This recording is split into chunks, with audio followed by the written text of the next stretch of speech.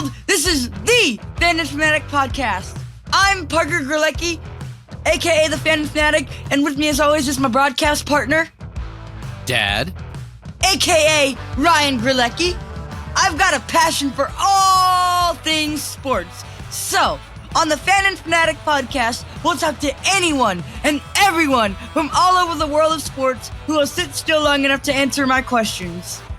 that's right. Now, as a result of complications from severe brain damage at birth, unfortunately, Parker will never be able to physically play sports, but that cannot and has never stopped him from loving everything about sports and dreaming of a career in broadcasting. So each of our guests graciously gives of their time on this podcast to invest in Parker's dream and to help him be part of the sports world he loves so dearly. Now, let's play ball!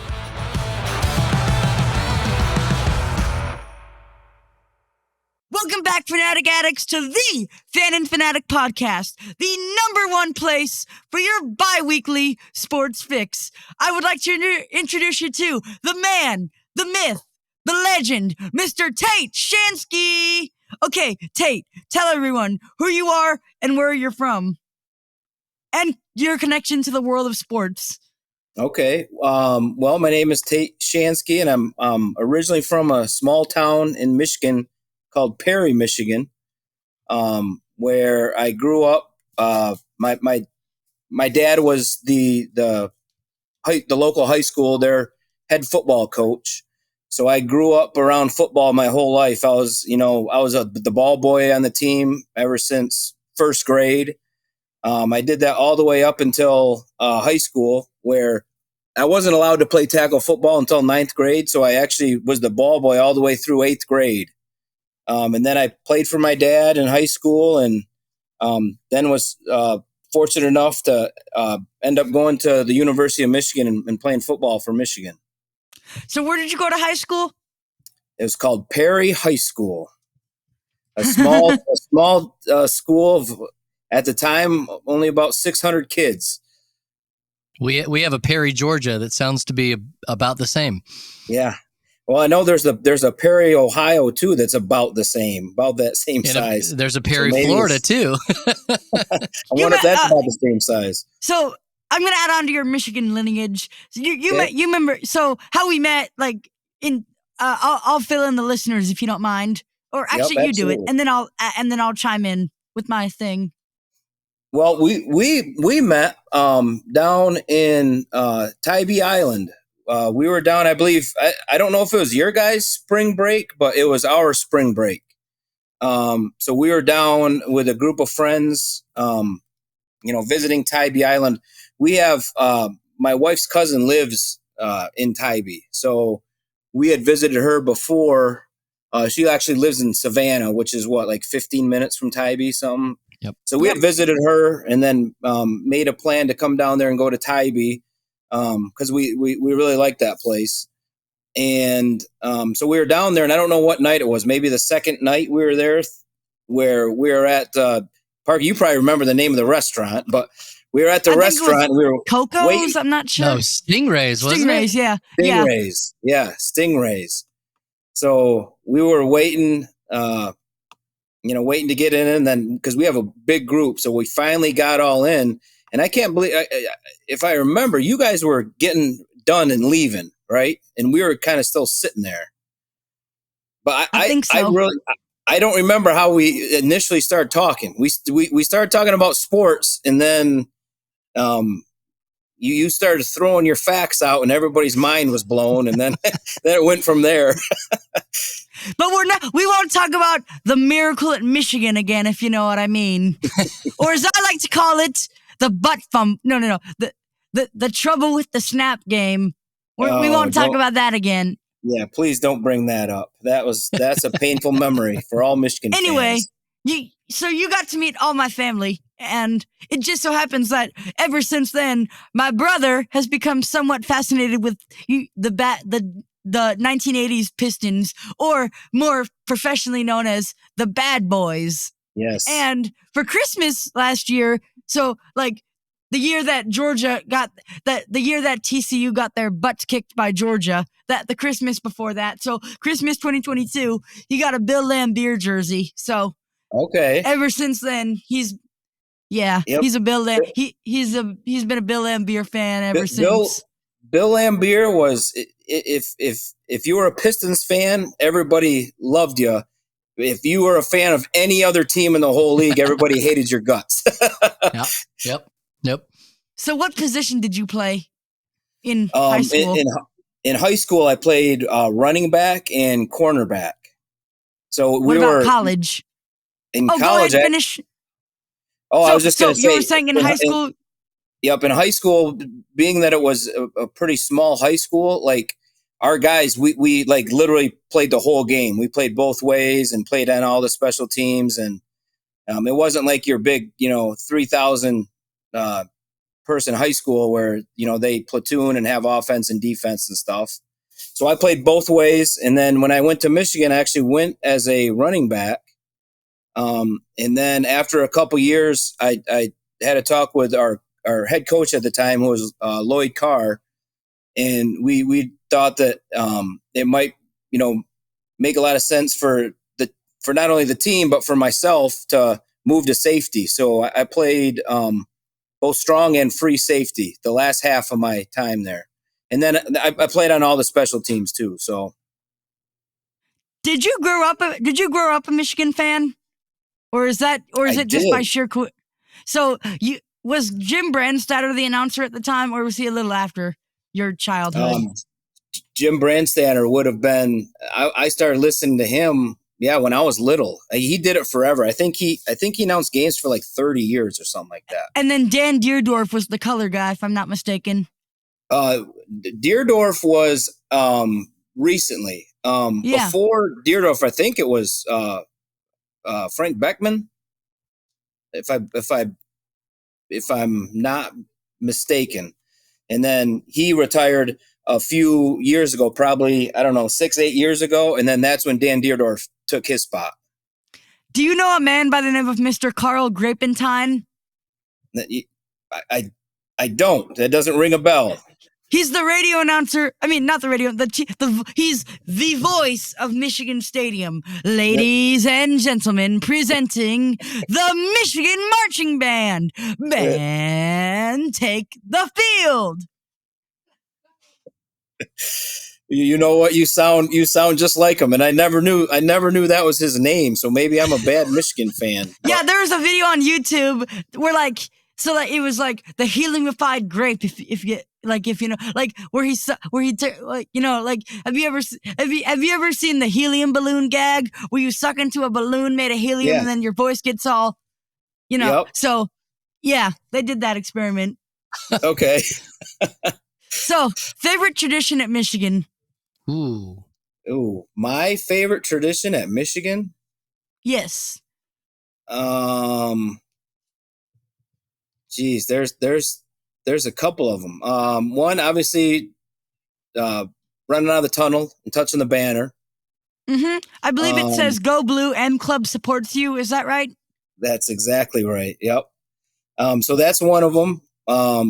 We would always stay in a hotel the night before games and have team dinner, and then we'd watch a movie, and then Coach Carr would talk to the team real quick, and so that whole thing. But also when we'd go back to our room after the movie at night before we went to bed, we always had a big chocolate chip cookie with hot chocolate by our bed.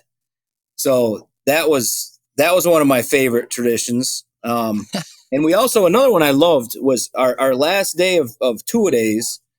Coach Carr would bring in our marching band would come to our practice, and our football team would kind of like leave the field, and we'd all get down on a knee, like on the sideline, and our band would perform in front of the football guys, and we loved it. The band loved it, the football players loved it, and we did that every year. Like all the guys look forward to it.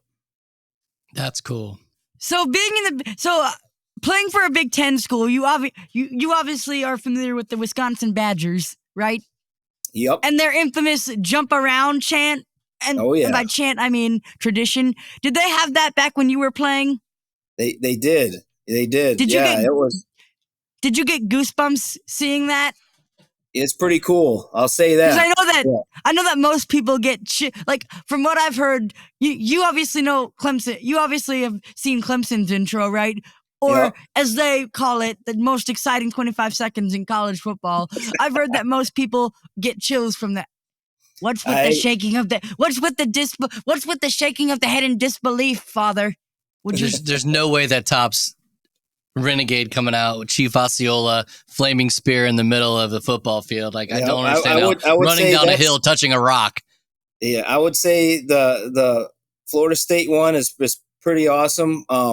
I've always liked. I think Virginia Tech is awesome. I understand, man. Yeah, that's one of my favorites. How their football team, like their football building, is separate from their stadium. So when they leave their locker room, then they're outside, so they can hear the fans like getting ready for them. And then they go through the tunnel. I mean, that's just awesome. What is your favorite stadium? Actually, here's a 2-part question. Favorite stadium you've traveled to, like for a road game and or neutral site game as a player? That's tough because I have 2 that I'm like torn between. Growing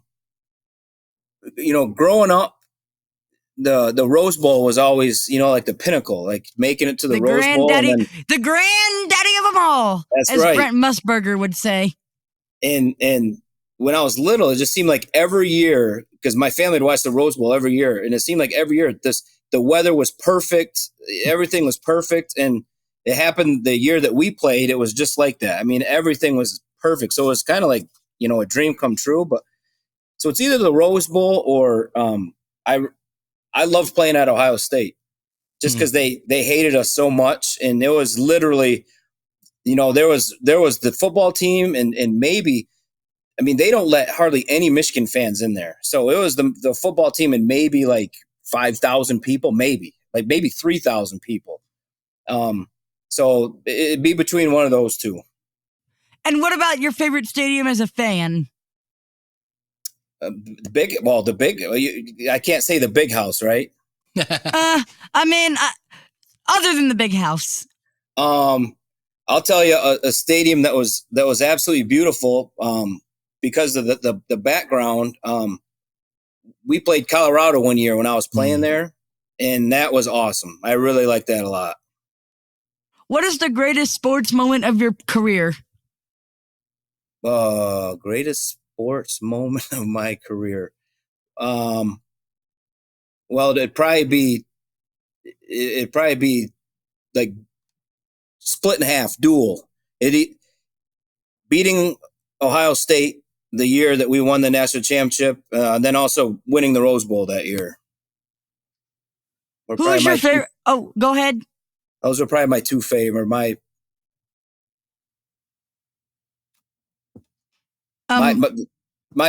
best moments, I would say, probably. So beating Ohio State, and then winning the Rose Bowl. Yep.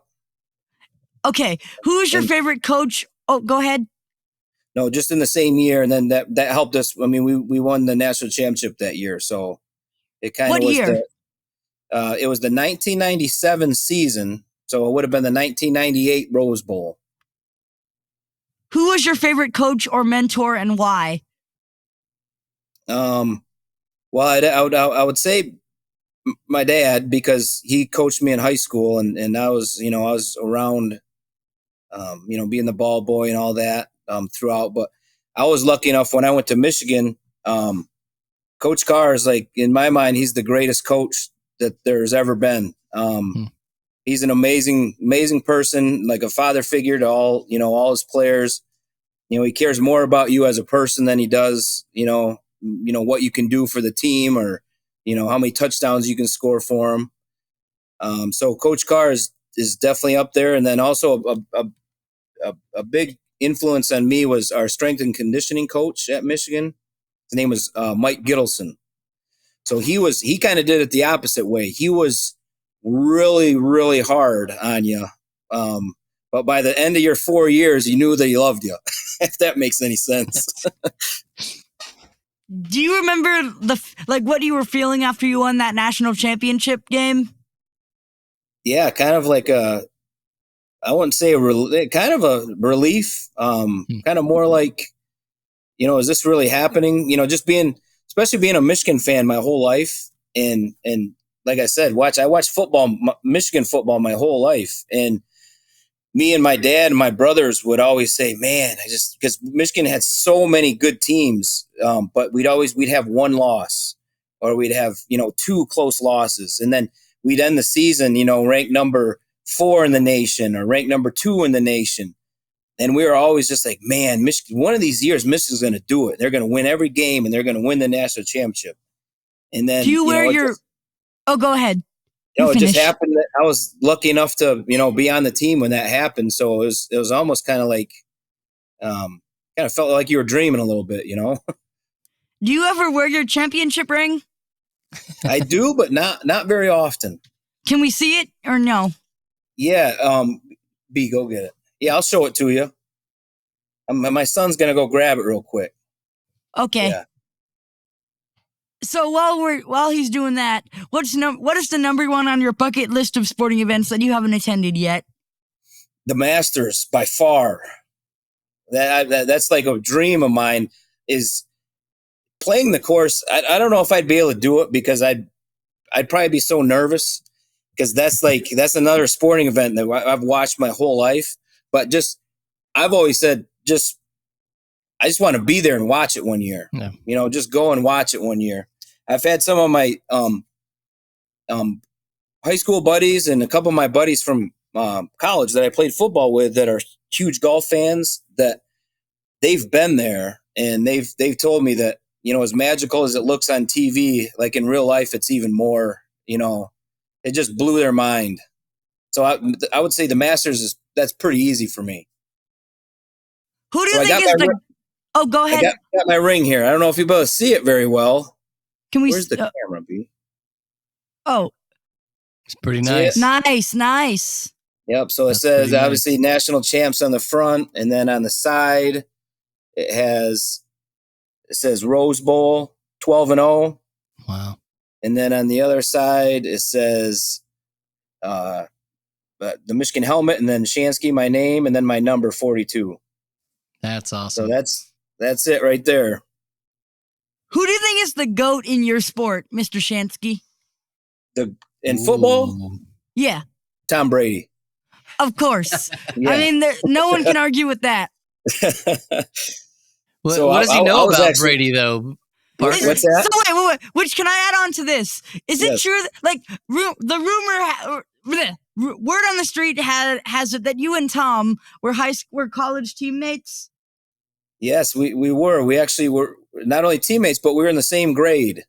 So we came in together, and we were there for all 5 years together. Do you think you can get him on the show for us? Because I'm pretty sure that after that episode drops, the Tom Brady episode, if that interview happens, I think we're gonna skyrocket. Because my goal of this podcast is to get to the point where I'll be traveling the world, visiting all the stadiums that made America great, and also the events that made American sports great: the Super Bowl, the NBA Finals, the World Series, and then all of it. Yeah. Well, if anybody can do it, it's you, Parker. So I'm not. I'm thinking that you're going in the right direction. And since you asked, I'll reach out and see what I can do on that. All right. Wow. Thank you. Yeah. When you were talking about the cookie and the chocolate milk, I knew we were going to get to Brady at some point. I was like, I bet he wouldn't eat the cookie and the chocolate milk now. That doesn't seem to be part of the program. Well, now that he's maybe he's not. Yeah. Yeah, he might be back to eating the cookie and the chocolate milk now. So, have you been to a Pistons game or two? I have. Yep. You obviously know who John Mason is, right? Yep. Another great announcer, huh? Yep. Detroit basketball. Yeah, he made, I've got two favorite Pistons teams, and one was obviously the Bad Boys, and then the other one was, I call them the Bad Boys too, but the Chauncey Billups and Rip Hamilton and Oh yeah, Richard Rip Hamilton. I love that team too. And then Tayshaun. I love listening to them getting announced. Tayshaun Prince. I like that. It's time for the Prince. Tayshaun Prince. The 6'3" John C. Billups. Yeah, that's the one. I was going to ask you if you remember Chauncey. University. The big Ben. Sorry. Sorry. Wait. What position was Ben Wallace? Well, he played kind of, I would say, center. Well, he was from Virginia Union, right? I believe so. At center from Virginia University, Ben Wallace. You got it right down. Your future might not be in podcasts; it might be in announcing. Wow. Somebody hears you do some of this stuff and like, man, imagine if you started your own things. You'd be famous. All right. So, on this podcast, we are all sports fanatics. So the last question we ask, as a fan, what do you think is the all-time greatest moment in sports? Oof. Man. I think one of them, just because it'd basically be like nowadays, it'd be like the NHL All-Star team against college kids. I'd say one of them is the Miracle on Ice. Just because, yes. I mean, the fact that happened is still, I mean, this blows my mind. So maybe that one. Bonus question for you. Did you watch any of the NBA draft? You know what? This year it's the least amount I watched of the NBA draft in a long time. So but I did see. Go ahead. I was paying attention to the Michigan guys when they got drafted. So, yeah. Yep. So the Hawks got Kobe Buffkin, which I'm kind of pessimistic about the pick. They're like, we could have gotten that guy from Villanova, but we had to draft a third team all Big Ten. So being a Michigan fan, can you give me like your opinion on Kobe Buffkin? My opinion on him would be that I think he's just like starting to hit a stride. Because even at Michigan, the year before last year, he was a role player. He'd come in and get his 8 or 9 minutes, and then the next year, he went to being kind of basically our go-to guy. And he's still young. So I think the future's bright for him. Don't give up hope on him too quick there, Parker. All right.